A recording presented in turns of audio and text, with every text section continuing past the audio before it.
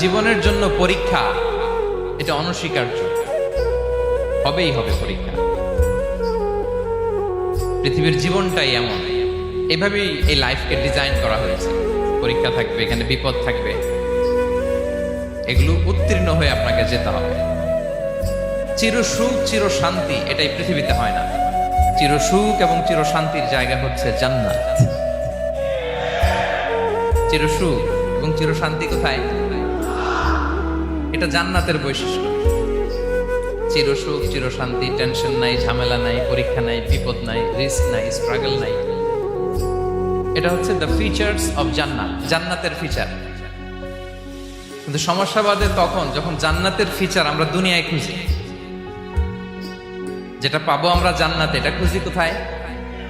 এই তখনই সমস্যা বাদে। And this is the main problem.